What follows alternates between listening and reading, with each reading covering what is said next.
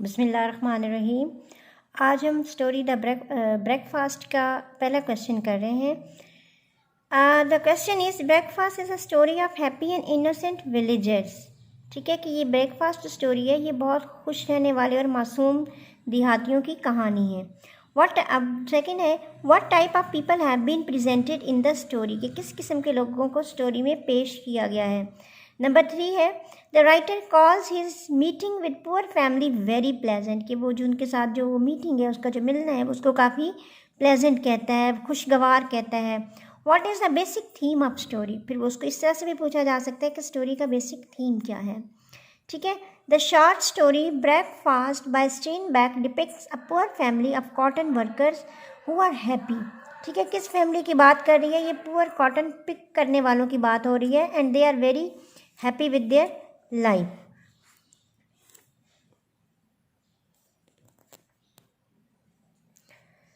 Who are happy with their life and they are contented and thankful to God for having little better living, कि वो अल्लाह ताला से खुश भी हैं and they are thankful, कि शुक्रगुजार भी हैं और कंटेंट भी है, कनात पसंद भी हैं, कि जो उनके पास थोड़ा सा है उनके सर्वाइवल के लिए, खाने के लिए, उस पर बहुत ज़्यादा खुश हैं।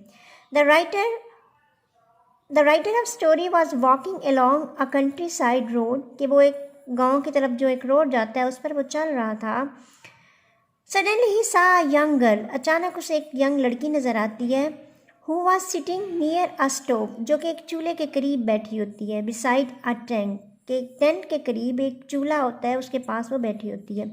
She was preparing the breakfast for her family, कि वो अपनी फैमिली के लिए नाश्ता तैयार कर रही थी। She was also carrying a child, और उसने एक बच्चा भी उठाया हुआ था। The aroma of fried bacon and brown biscuit whet his appetite, कि जो वहाँ से जब वो गुजरता है, एरोमा मीन्स खुशबू, फ्राइड बेकन की खुशबू, ये उनका खाने की जैसे लिखा भी हुआ है, सुअर का गोश्त। एंड ब्राउन बिस्किट्स, और ब्राउन बिस्किट, वेट का मतलब होता है तेज़ करना, एपेटाइट भूख, कि उन्होंने इसकी भूख को बढ़ा दिया। The writer went near the stove to warm his hands, के राइटर स्टोव के नज़दीक गया अपने हाथों को ज़रा गर्मी देने के लिए। In the meantime an old man with a grey stubby beard, एक बूढ़ा आदमी जिसकी ग्रे कलर की सफ़ेद दाढ़ी है, वो बाहर निकलता है। And a young man with a dark stubby beard, और जो एक यंग मैन है उसकी जो काले रंग की छोटी छोटी दाढ़ी है, उसके साथ बाहर निकलता है। कम आउट ऑफ टेंट से बाहर आते हैं। They were wearing cotton picking dress, के वो कॉटन पिक करने वालों का जो ड्रेस होता है वो वाला लिबास उन्होंने पहना होता है। The old man greeted the writer, बूढ़े आदमी ने राइटर को ग्रीट किया, सलाम, खुश आमदेद कहा या सलाम किया।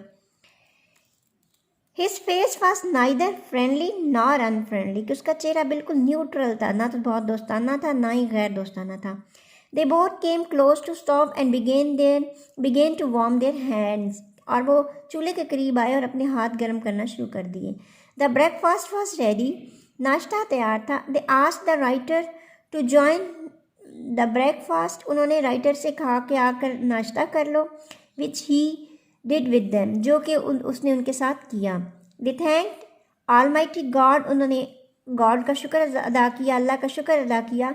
आफ्टर टेकिंग द ब्रेकफास्ट, नाश्ता करने के बाद। The young man offer the writer the job of cotton picking, कि वो इतने मीन्स कि आप कह लें कि खुले दिल के मालिक थे, उन्होंने उसको नौकरी भी ऑफ़र की कॉटन में, कॉटन पिक करने की, कपास तोड़ने की।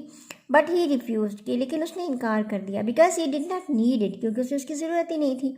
दे told the writer that they had been picking cotton for last 12 days, उन्होंने राइटर को बताया कि वो पिछले 12 दिनों से कपास तोड़ रहे हैं। They also had got new clothes, और वो इस सारे पैसों से उनको नए कपड़े भी मिल गए हैं।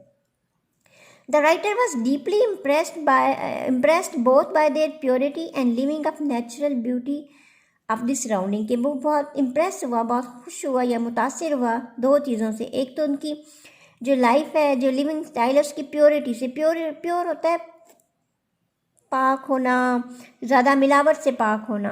ठीक है, उनकी जो ज़िंदगी है, जो मिलावट से पाक सादा ज़िंदगी है उनसे, और जो सराउंडिंग में नेचुरल ब्यूटी है, इन चीज़ों से वो बहुत ज़्यादा मुतासिर हुआ।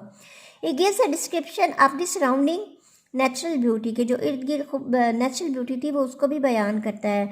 The sincere truthful and fascinating description of the atmosphere aids to the impact of story.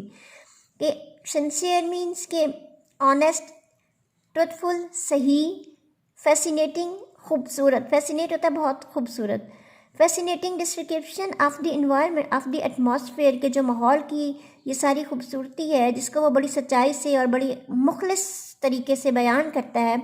All that aids to the impact of story. Impact होता है असर, कि ये सारी जो स्टोरी का जो असर है उसको वो सारी चीज़ें बढ़ाती हैं। मीन्स कि उनकी लाइफ सिंपल थी, वो लोग सिंपल थे, ऑनेस्ट थे, इन चीज़ों को वो बयान कर रहा है। लेकिन साथ में जब उसने अपने सराउंडिंग की बात की कि सराउंडिंग भी बहुत खूबसूरत और बहुत प्योर थी, जैसे कि नेचुरल ब्यूटी होती है, तो ये दोनों चीज़ें मिलकर सादगी के जो लेसन देना चाह रहा है राइटर की, सिंपलिसिटी भी बहुत बड़ी चीज़ है, उस लेसन को ज़्यादा इन्फोर्स कर रहा है, बहुत अच्छे तरीके से प्रेजेंट करता है।